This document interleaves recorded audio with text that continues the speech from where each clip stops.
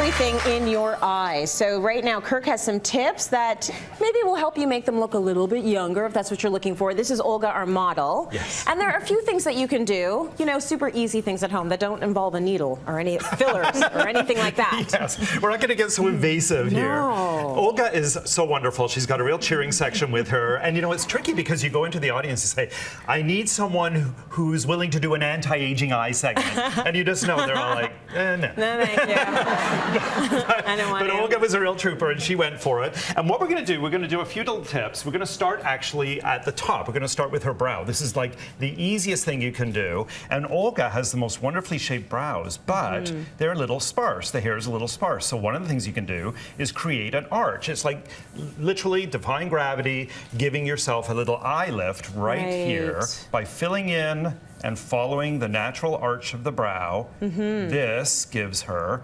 immediately, it opens up the eye, and the brow frames the eye too. And a lot of us do have that situation where we're missing some hair. I mean, I get my eyebrows filled in every single day for the show, so that is the norm. So why not give it a bit of a lift while you're there? Absolutely. Next thing, there's a couple things we did prior to the segment. A good concealer is a good idea. A cream concealer. Anything that's in a pot is too cakey. It can, the waxes can make the lines look a little bit more obvious. So use something that's creamy.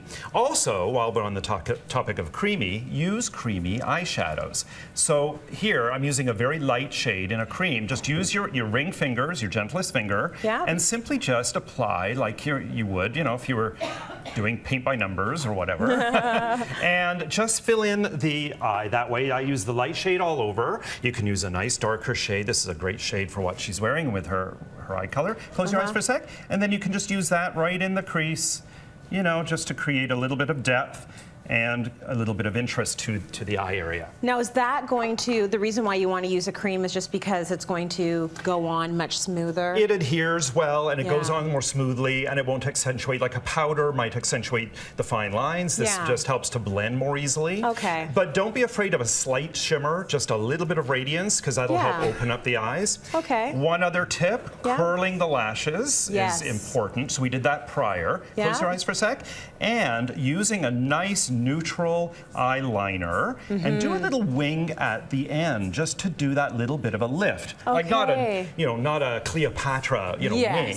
Don't go crazy. Look, let's not get crazy here, but just a nice little lift at the end will again give the illusion of a bit of an eye lift. Very nice. And you've actually brought something down that can help all of us in the audience. So Kirk has brought Rock Multi-Action Makeup Removing Milk for everyone in today's audience.